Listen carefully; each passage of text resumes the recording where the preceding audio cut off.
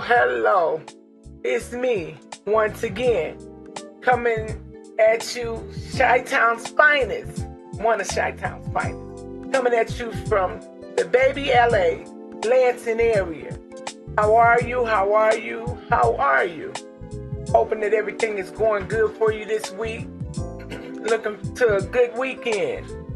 A nice weather weekend.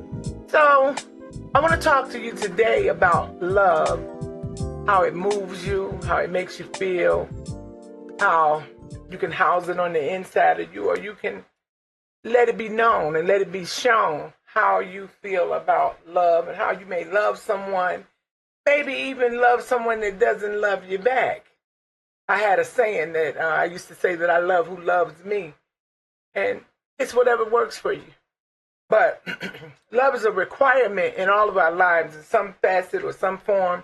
We have to love someone. We have to allow someone to love us. We have to give love. We have to take love. We have to learn how to maneuver love in our life to make ourselves comfortable. And self-preservation is the first law of nature, which means we have to preserve and take care of ourselves and love ourselves before we can love anyone else.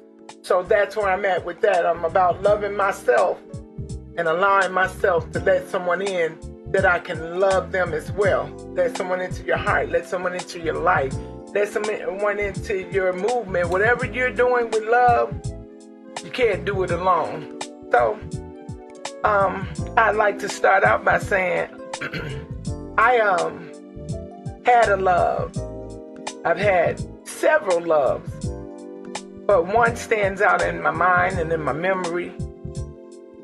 The one that stands out is the one that was the most recent. I mean, all of them were meaningful, but this one stood out in my life, and I'm going to start out with that so I can get past it, because I had, we all as women, we want to meet a guy, we want to meet someone that loves us and shows us, and my pastor back in the day, her name was E.R. Allen, and she used to talk about when he sees you, you'll be the apple of his eye.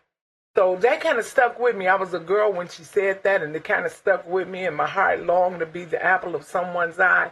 And so that's what I was moving forward in life, wanting to be the apple of their eye. You know, once he see you, it's like no other. You move him in ways and things of that nature. So I had met a guy, I want to say now 7 years ago, and we were friends. And in our first encounter, a meeting, he was a carpenter, and he was a very skillful person. And so I asked him, he said he was a carpenter. I said, oh, you're a carpenter? And at that time, I was really big on my church. And so I said, can you build an altar? He said, yes. I said, well, would you build an altar for my church? And he said, yes, I will. And sure enough, being a man of his word, he built the altar.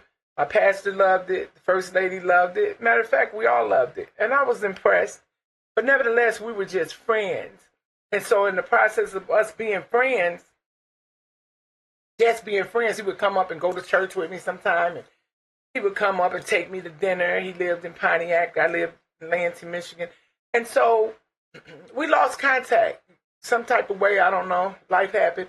But we lost contact, being that we were just friends. I mean, I thought about him, but I never thought deep into it about it because we were just friends. And so 6 years after that, he came looking for me. He found me on Facebook, and I'm like, what could he want? We're just friends. But anyway, after talking to him, he began to tell me how he came back with a vengeance, and he asked me if I was dating anyone. I said no. I asked him. He said no, he wasn't dating.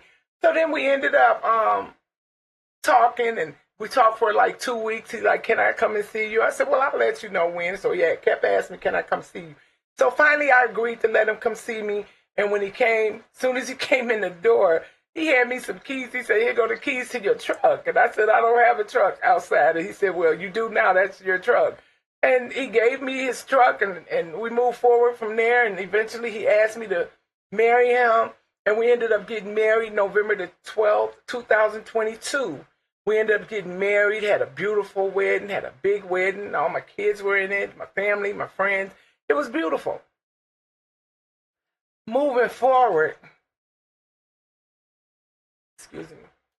He after we got married, it was like we were married almost a year. We were married the exact year on November the 12th, 2023. He came home and said he was not feeling good. He was a truck driver at that time and said he wasn't feeling good. So at the time, I was like, well, you want to go to the hospital?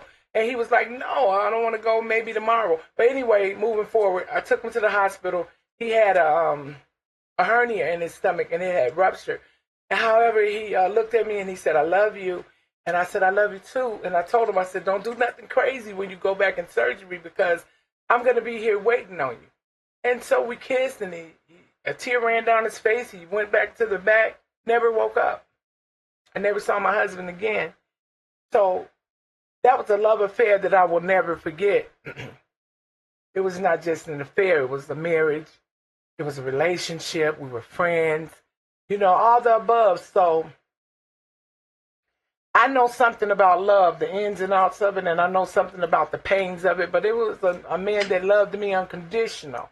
And sometimes when you have that unconditional love, it can be the best kind. Simply because I was thinking about this story that I heard before, where the man, everybody would ask, why is this woman looking so, it's not me, but it's the story I had heard.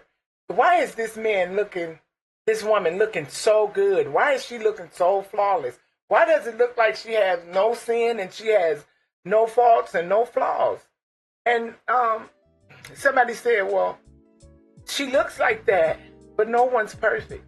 But the reason that she's looking like that is because every time she would mess up,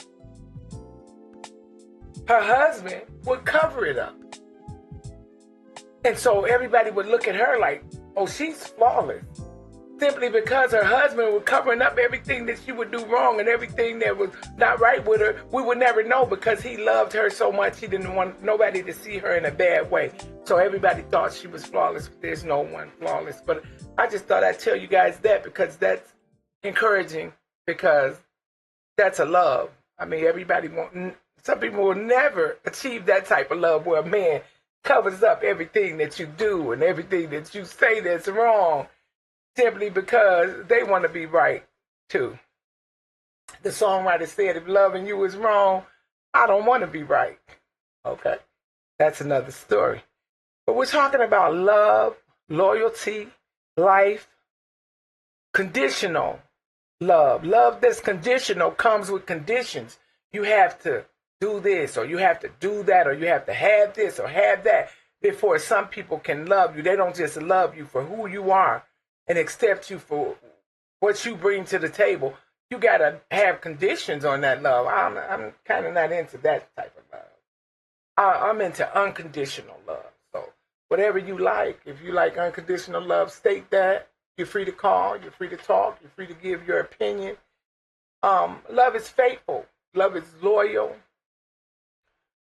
Love is never being proud, too proud to apologize, proud to say sorry. And I'm not just talking about love in relationships.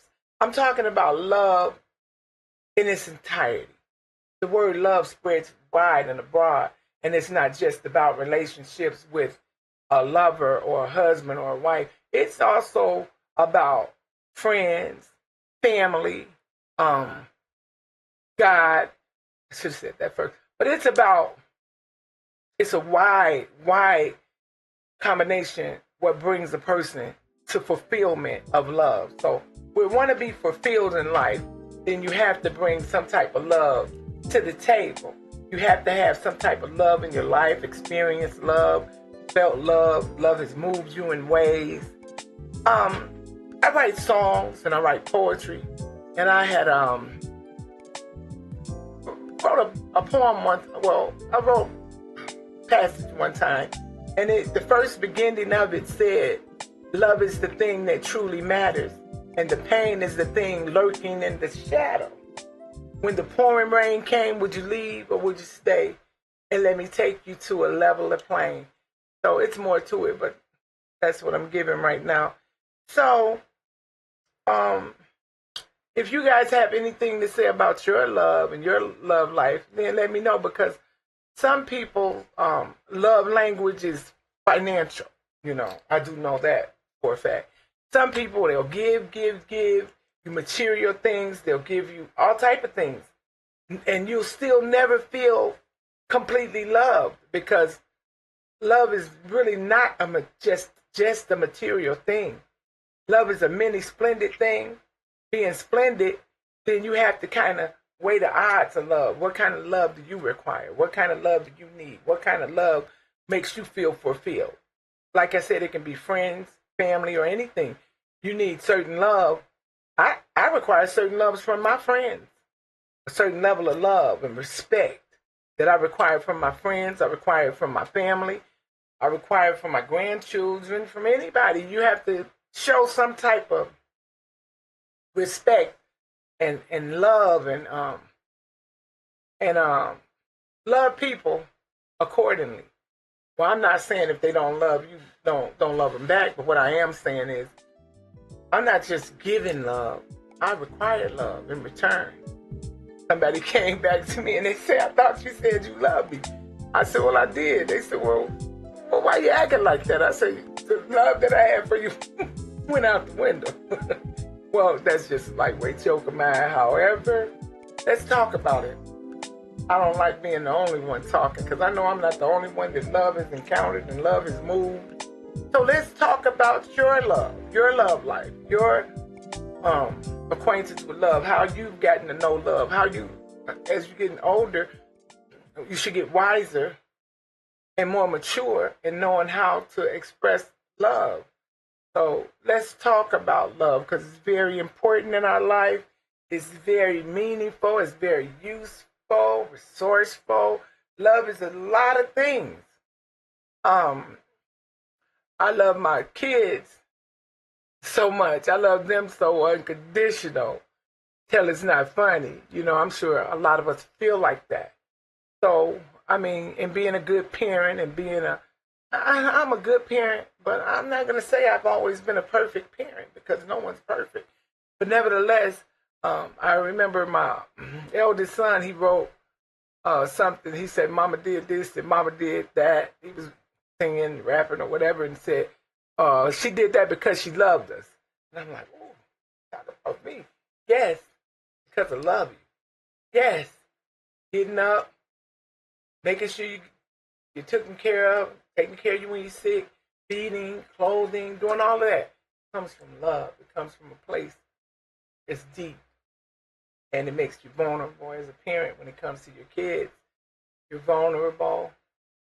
And I have a niece that's in the hospital right now, and I ask that whoever knows how to pray, or whoever believes in prayer, that they pray for my niece so she can swiftly get well and get the care that she needs for her health, so she can live a healthy life. So I'm just, I appreciate everybody that sends in prayers for her. I really appreciate that, and just want to see what everybody's feelings is about love, and I think it's a beautiful thing. Like I said at the beginning, self-preservation is the first law of nature.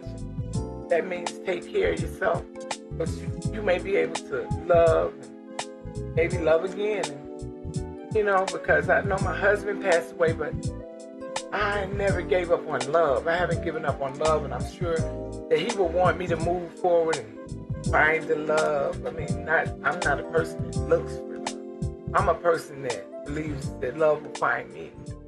And this passage says, it talks about a woman being a virtuous woman.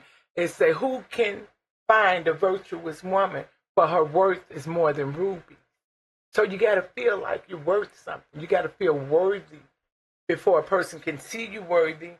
You have to feel worthy yourself, worthy of love, worthy of everything that you require in life, especially from another person. If you have requirements from another person, then I believe that you have to let that be known, and don't settle for less.